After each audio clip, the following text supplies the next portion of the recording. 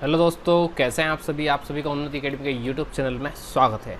चलिएगा, तो आज हम फिर आगे बढ़ते हैं। अभी तक हमने 3 पेपर डिस्कस कर चुके हैं। आज हम चौथा पेपर मैथ्स का यहाँ पर पटवारी का प्रीवियस ईयर के 2017 के क्वेश्चंस डिस्कस कर रहे हैं। तो आज हम जो डिस्कस करने वाले हैं वो 10 दिसंबर 2017 का सेकंड शिफ्ट का पेपर हम यहाँ पर डिस्कस कर रहे हैं। चलेगा, तो शुरुआत करते हैं बिल्कुल पहले क्वेश्चन के साथ। देखिएगा, पहला क्वेश्चन क्या बोला गया है, ए एक टंकी को 4 घंटों में भर सकता है, जबकि पाइप जो बी है वो उसे 6 घंटों में खाली कर सकता है। टाइम एंड वर्क का क्वेश्चन है ये, ठीक है। तो ये देखिएगा, ए जो है 4 घंटे में फिल कर रहा है और बी जो है वो इसको 6 घंटे में क्या कर रहा है, इम्पेटी कर रहा है, खाली कर रहा है। यदि दोनों पाइप को एक साथ खोल दिया जाता है तो टंकी को भरने में कितने घंटे लगेंगे। तो सबसे पहले दोनों का हम एलसीएम लेते हैं, तो ये एलसीएम निकल कर आएगा 24। इस 24 का मतलब होता है total litre water in tank. क्या होता है, total litre water in tank, मतलब टैंक के अंदर टोटल 24 लीटर वाटर यहाँ पर आने वाला है। 4 से इसको डिवाइड करेंगे तो आ जाएगा 6, ऐसे 6 से इसको डिवाइड करेंगे तो निकल कर आएगा 4। क्लियर, ये हमारा प्लस में आएगा, ये हमारा माइनस में आएगा। क्लियर, 6 में से 4 गया तो बचा कितना, 2। अब यहाँ पर क्या बोला, दोनों को एक साथ ओपन कर दिया जाए। अगर हम दोनों को एक साथ ओपन कर देते हैं तो 24 divided by 2 is equal to हो जाएगा 12। मतलब या तो आप देखते देखते ही इस क्वेश्चन का आंसर लगा सकते हैं, इतना आसान क्वेश्चन है, पर फिर भी आप ऐसा करके इसको सॉल्व कर सकते हैं। क्लियर ये बात सभी का। यहाँ पर जो करेक्ट आंसर होगा दैट इज 12। चलेगा, फिर आगे बढ़ते हैं अब हम अगले प्रश्न की तरफ। किसी भी प्रकार की डाउट हो, समस्या हो तो आप बिल्कुल कमेंट कर पूछते जाइएगा, और आपको वीडियो कैसा लग रहा है ये भी हमें बताते जाइए, ताकि हमारा मनोबल बना रहे और आगे भी हम इसी तरीके की वीडियो ला सकें। चलेगा, अब नेक्स्ट क्वेश्चन की तरफ बढ़ते हैं। अगला क्वेश्चन है 6x की पावर 5 माइनस 24 x की पावर 3 माइनस 5x प्लस 6 को अगर x प्लस 2 से डिवाइड किया जाता है तो शेष फल क्या होगा। इस तरह का ये क्वेश्चन है, ठीक है। तो यहाँ पर हम ले लेते हैं x प्लस 2। देखिए, अब यहाँ पर हम इसको 5 पावर में लेना है तो हम यहाँ पर ले लेते हैं 6x का मल्टीप्लाई x में करेंगे तो यह जाएगा 6x टू दी पावर 5। 6 का मल्टीप्लाई हम 2 में करेंगे अगर, तो ये हमारा हो जाएगा 6 टू ज़ा 12, ठीक है। यहाँ पर हो जाएगा हमारा प्लस का 12x, सॉरी यहाँ पर हमने लिया है पावर में 4, पावर में हमने यहाँ पर क्या ले लिया है 4 ले लिया है, ठीक है। तो बहुत ही आसानी से हम यहाँ पर क्या कर सकते हैं, ये तो हो गया हमारा 5 और ये हो जाएगा हमारा 12x to the power 4। Clear ये बात सभी का। अब क्या कर देंगे, हम इसको घटा देते हैं, तो यहाँ पर हमारा माइनस आ गया, यहाँ भी हमारा माइनस आ गया। क्लियर, तो ये दोनों आपस में कैंसिल हो जाएंगे। ये आ जाएगा हमारा माइनस का 12x की पावर 4 माइनस का 24x की पावर 3 माइनस का 5x प्लस का 6, ठीक है। मैंने सभी को नीचे लेकर यहाँ पर आ गया हूँ। अब अगली वैल्यू हमें जो लेना है वो हम ले सकते हैं, यहाँ पर प्लस का मैं ले रहा हूँ 12x की पावर 3। 12x की पावर 3 का x में मल्टीप्लाई करेंगे तो आएगा प्लस का 12x to the power 4। 12x की पावर 3 का 2 में करेंगे तो निकल कर आएगा प्लस का 24x की पावर 3। क्लियर, अब ये दोनों आपस में कैंसिल हो जाएंगे यहाँ पर। क्लियर ये बात सभी का। तो नीचे क्या आ जाएगा, माइनस का 5x और प्लस का 6। अब हम यहाँ पर ले लेते हैं कितना, 5 ही ले लेते हैं। 5 का मल्टीप्लाई x में करेंगे तो यह जाएगा 5x, और 5 का मल्टीप्लाई 2 में करेंगे तो आ जाएगा 10। ये दोनों आपस में क्या हो जाएंगे, कैंसिल हो जाएंगे। 6 और 10 कितना हो जाएगा 16, और 16 ही हमारा रिमाइंडर कहलाएगा या फिर शेष फल कहलाएगा। तो ये हमारा करेक्ट आंसर यहाँ पर हो जाएगा। क्लियर, तो ये डिवीजन मेथड का क्वेश्चन है, भाग विधि का क्वेश्चन है, जो कि आजकल व्यापम की एग्जाम्स के अंदर देखने को, हर एग्जाम के अंदर देखने को मिल रहा है। तो ये तरीका आपको आना चाहिए, बहुत ही इंपॉर्टेंट तरीका है। चलिए, क्लियर ये बात सभी का। चलेगा, नेक्स्ट क्वेश्चन की तरफ बढ़ते हैं अब हम। अगला है, अगले को तोड़ देता हूँ मैं, डायरेक्ट तोड़ रहा हूँ इसको। रूट के अंदर मैंने लिख दिया 5 × 3, और इसको भी मैं लिख दे रहा हूँ, 20 को भी इसी के अंदर लिख दे रहा हूँ मैं 5 × 4, ठीक है।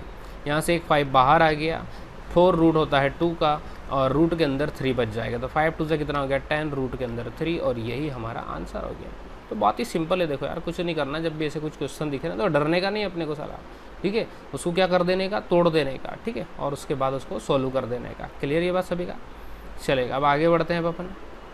देखो फिर ये स्टार मतलब वही मल्टीप्लाई है, तो रूट के अंदर मैं इसको लिख देता हूँ, या 18 2 कितना हो गया 36, डायरेक्ट मैंने लिख दिया 36 इसका रूट होता है 6 का, और ये हमारा आंसर आ गया। क्लियर। और ये जो करतब है हम जब ही दिखा सकते हैं बीच में जब मल्टीप्लाई हो, ऐसा काम जब नहीं करना जब बीच में प्लस और माइनस हो जाए, तो भी हम आपस में जोड़ दे घटा दे, ठीक है। केवल मल्टीप्लाई हो और दो रूट अलग अलग भी अगर होते हैं तो भी हम उनको एक साथ क्या कर सकते हैं, लिख सकते हैं। केवल मल्टीप्लाई और डिवाइड के केस में प्लस माइनस में से छेड़छाड़ी अपने को नहीं करना है। क्लियर ये बात सभी का? चलिए अब आगे बढ़ते हैं अगले प्रश्न की तरफ। अगला है 441 का वर्गमूल क्या। तो सड़क लेवल के क्वेश्चन पूछे 21। अब ऐसे क्वेश्चन को सोल्व करने के बाद देखना नहीं अपने को, ठीक है। तो एक चीज़ तो आप समझ ही गए होंगे कि हमें स्क्वायर जो है पिछले क्वेश्चन पेपर भी हमने देखे हैं, ये भी हम देख रहे हैं, 50 तक तो हमें आना ही चाहिए। बिना 50 तक के स्क्वायर के हम एग्ज़ाम में उतरते हैं तो हमारे लिए काफ़ी हानिकारक साबित हो सकता है, ठीक है। तो 50 तक स्क्वायर आपको याद करना ही करना है। चलिए आगे बढ़ते हैं। अब हम औसत निकालिए। अब औसत पूछा है यहाँ पर, तो देखिएगा यहाँ पर हम क्या कर देंगे, 5 पहले यूनिट डिजिट को जोड़ रहा हूँ, 5 4 9 14, 15 16 17, 17 और 6 हो जाएगा 23, 23 और 2 25, और संख्या है 5, डिवाइडेड बाई कर देंगे 5, तो यूनिट प्लेस पर 5 आएगा और एक आंसर हो जाएगा। क्लियर। मैंने कुछ नहीं किया यहाँ पर, यूनिट प्लेस को जोड़ दिया मैंने, 5 9 3 6 2, सारे ही अगर मैं यूनिट प्लेस को ऐड करता हूँ तो मेरा निकल कर आता है 25, और टोटल जो डिजिट है या नंबर है वो हमारे 5 नंबर है, तो डिवाइडेड बाय 5, इट मीन्स हमारा 5 यहाँ पर यूनिट प्लेस पर 5 आएगा। और जब चारों ऑप्शन में नन ऑफ दिस का ऑप्शन ना हो तो हम यहाँ पर यूनिट प्लेस पर 5 मुझे यहाँ दिखाई दे रहा है, इसलिए मैं आंसर ये लगा दूंगा। लेकिन जब भी नन ऑफ दिस ऑप्शन में हो तब इस तरह की रिस्क आपको नहीं लेना है। क्लियर ये बात सभी का? चलिए नेक्स्ट क्वेश्चन की तरफ हम बढ़ते हैं। संख्या 8321.5 को मानक रूप में ऐसा लिखने के लिए जहाँ n की वैल्यू क्या होगी। तो देखो पहले जो डेसिमल था वो 1 डिजिट के बाद था। कितने डिजिट के बाद डेसिमल था? 1 डिजिट के बाद था। अब डेसिमल कितने के बाद हो गया है? 1 2 3 4 डिजिट हमारा डेसिमल बढ़ गया है, तो यहाँ n की पावर भी कितनी हो जाएगी? 4 हो जाएगी आंसर। क्लियर। समझ नहीं आया बिल्कुल पूछो। देखो कुछ नहीं किया मैंने यहाँ पर। अब मेरे को ये दशमलव यहाँ पर n की पावर 4 अगर होगा, इसको मैं सोल्व करके बता देता हूँ आपको। 8.32165 मल्टीप्लाई 10 to the पावर 4, तो यहाँ पर हो जाएगा 8 अगर मैं पॉइंट हटाता हूँ सपोज, तो यहाँ पर आ जाएगा नीचे 100000, कितनी जीरो आ जाएगा? 50। डेसिमल के बाद यहाँ 5 डिजिट है तो 1 के बाद 50 आ जाएगा, और 40 से 40 कैंसिल हो जाएगा, 1 0 हटेगा जहाँ दशमलव लग जाएगा, तो यही रूप बन जाएगा वापस। क्लियर। तो इसलिए यहाँ पर n की वैल्यू कितनी रख सकते हैं हम? 4 रख सकते हैं। आई होप इतना क्लियर हो पाया सभी का।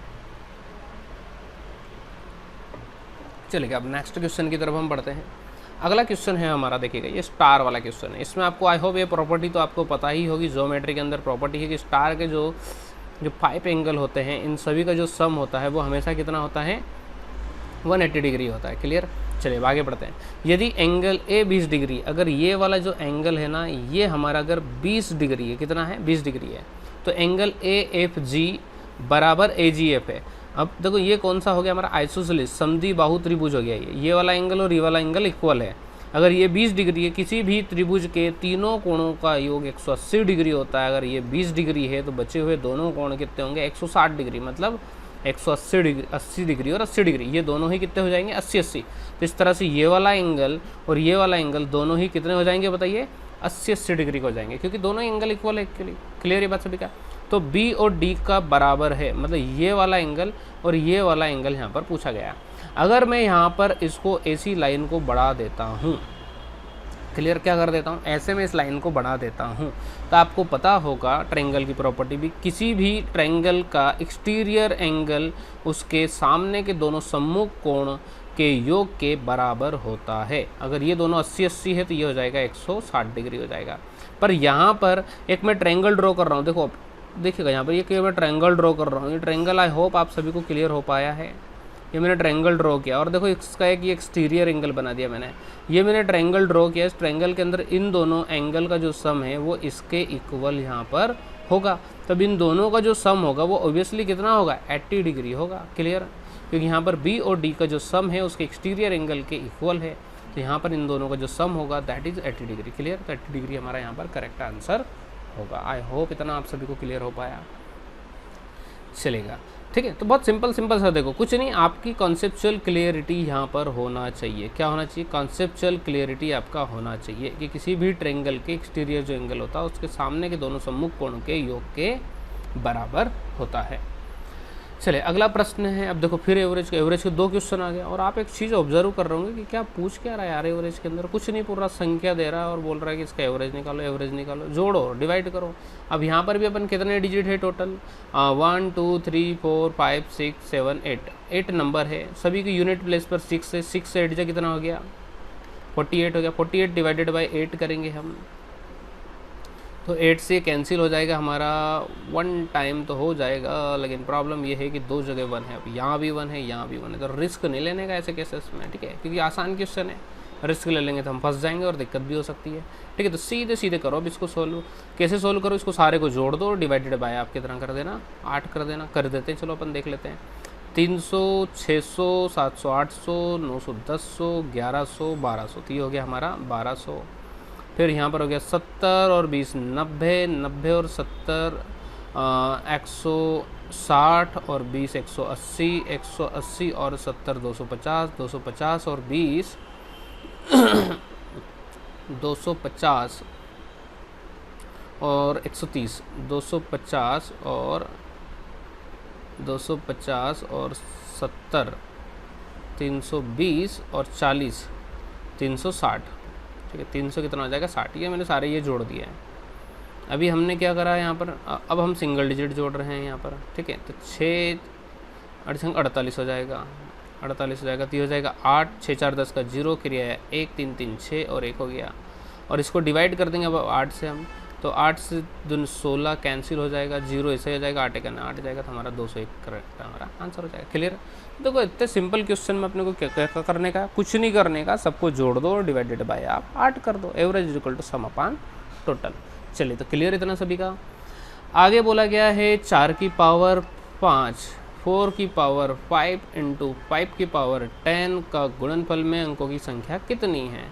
तो देखिएगा अब हम क्या कर देंगे, इसको क्या मैं ऐसा लिख सकता हूँ 2 की पावर 2 इंटू पावर 5, क्या इसको 4 की पावर 5 को ऐसा लिख सकता हूँ मैं 2 की पावर 2 इंटू 5, 5 2 ये हो जाएगा 2 की पावर 10, हाँ या ना?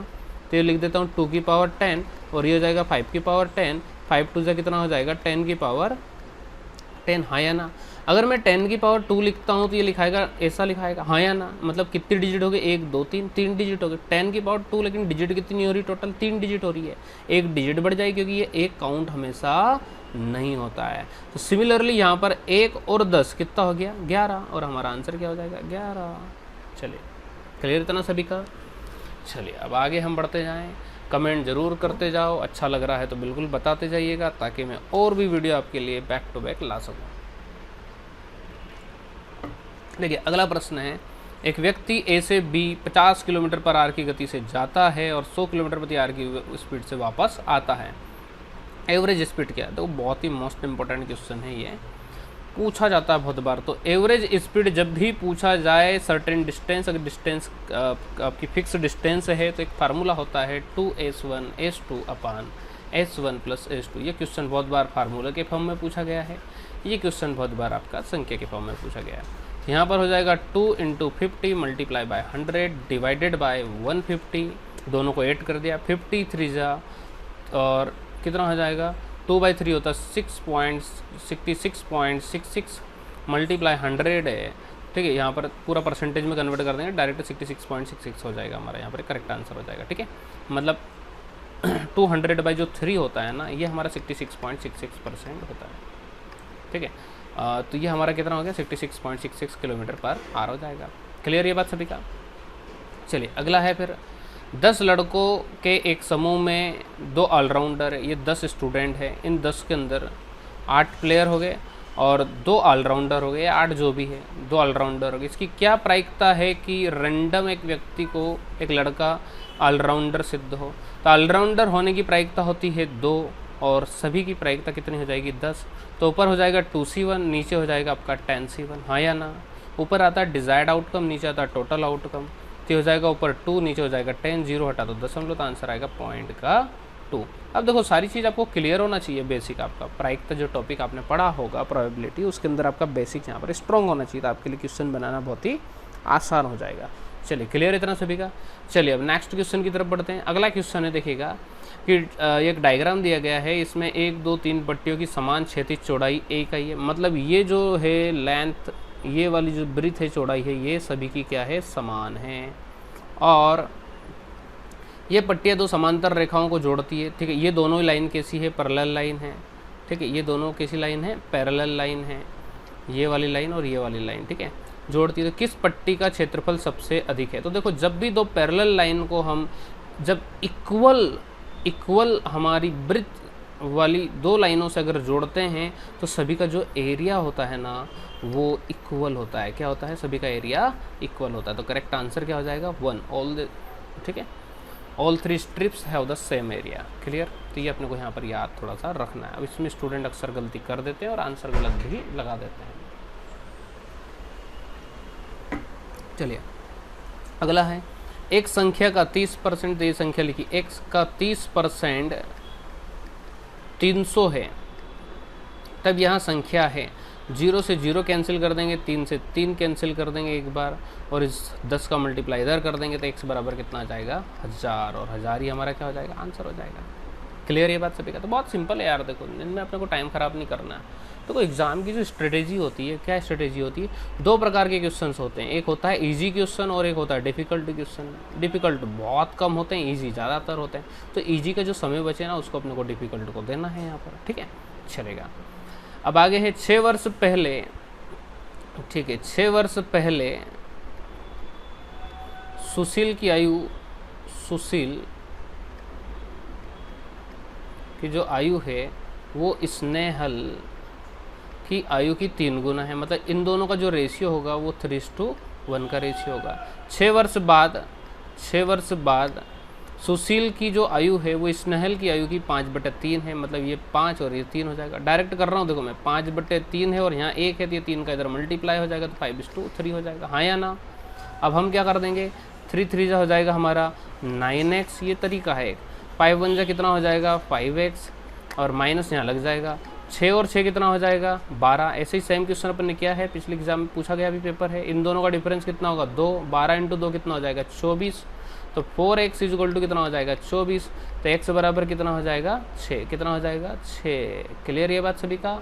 अब पूछा क्या है, स्नेहल की वर्तमान आयु कितनी है? तो 6 का मल्टीप्लाई अगर हम इस 1 में करते हैं तो ये 6 वर्ष पहले की आयु निकल कर आएगी। कब की निकल कर आएगी?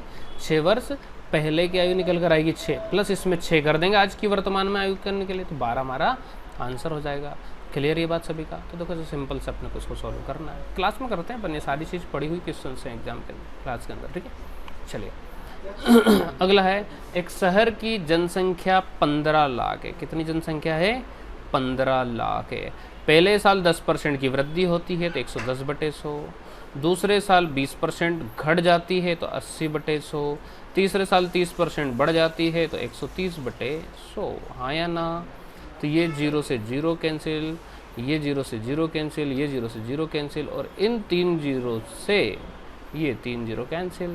तो यहाँ पर कितना आ गया? 1500 × 11 × 8 × 13, हाँ या ना? तो आपको यहाँ पर क्या करना है, इनका आपस में एक प्रकार से मल्टीप्लाई करना है। अब हम अगर 13 का मल्टीप्लाई 8 में करते हैं तो 104 निकल कर आता है। क्लियर? कितना आ जाएगा? 104 मल्टीप्लाई 15 इंटू आपको कितना कर देना है, 13 का मल्टीप्लाई 8 में क्या था? 104, और 15 इंटू हमारा 11 कर देंगे हम।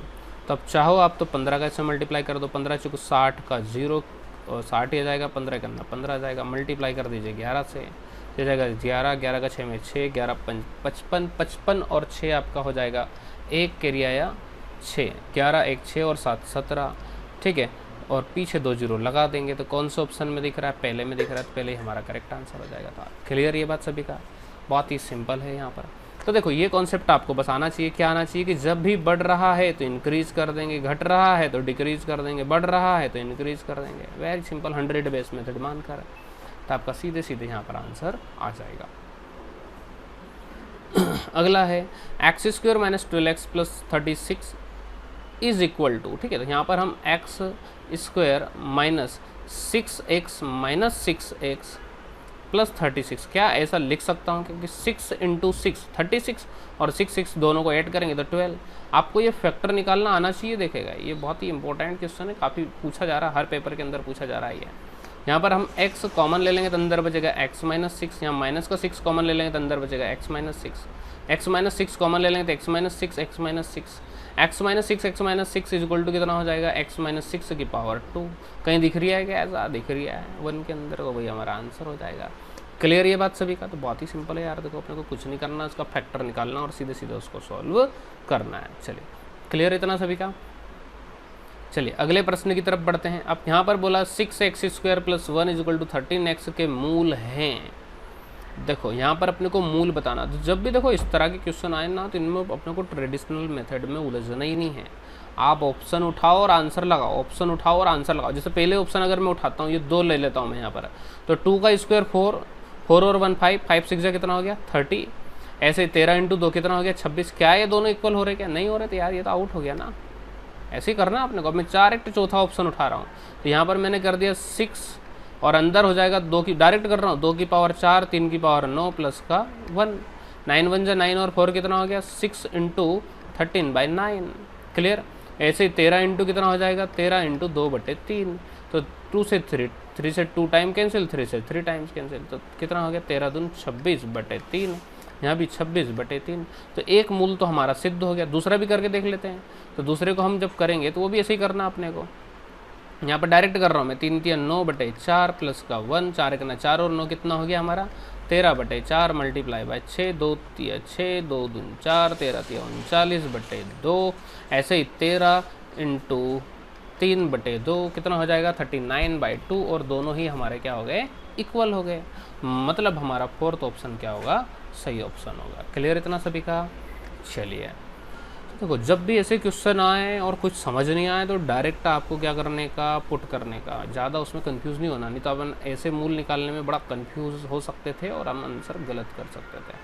चलो देखो, अब अगला क्वेश्चन है, यदि 5 6 7 8 a 7 6 को 36 से डिवाइड करें, 36 को तोड़ लो आप, तो हो जाएगा 4 इंटू 9, 9 4 जा 36। 4 का रूल क्या होता है, अब रूल बताओ जल्दी से। 4 का रूल होता है कि लास्ट की 2 डिजिट अगर डिवाइड हो रही है, इसका मतलब वो संख्या डिवाइड हो जाएगी। तो क्या 76 4 से डिवाइड हो रहा है, लास्ट की 2 डिजिट अगर 4 से डिवाइड हो रही है, इट मीन्स पूरी संख्या हमारी 4 से डिवाइड हो जाएगी। तो 4 1 जा 4, 4 9 जा 36, इट मीन्स ये संख्या पूरी की पूरी हमारी 4 से डिवाइड हो जाएगी। अब हमें अप्लाई करना है रूल 9 का। 9 का रूल क्या होता है, 9 का रूल होता है सम ऑफ डिजिट, क्या होना चाहिए, सम ऑफ डिजिट्स आपका क्या होना चाहिए 9 की टेबल में होना चाहिए, हाँ या ना। सबका सम कर लो, तो 5 6 7 8 7 6 सबको जोड़ लीजिए, कितना हो गया।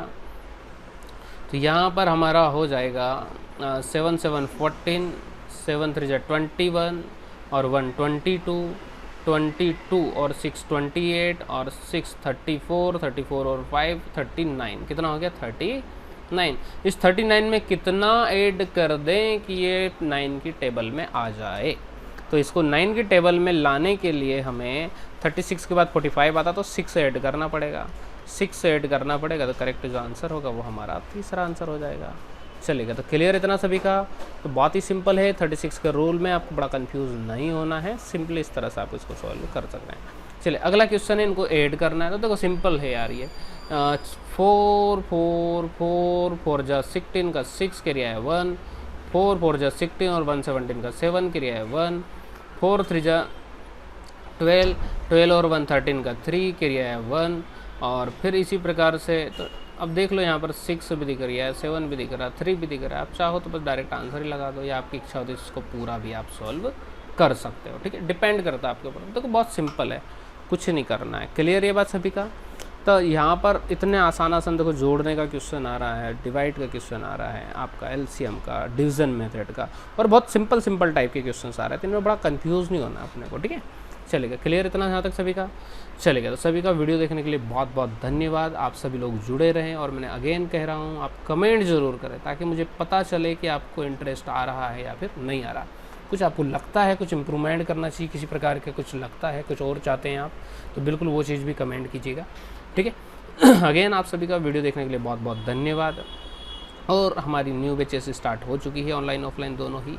अगर आप इसको भी ज्वाइन करना चाहते हैं तो आप इस नंबर पर कॉल कर पूरी जानकारी ले सकते हैं, ठीक है, चलेगा।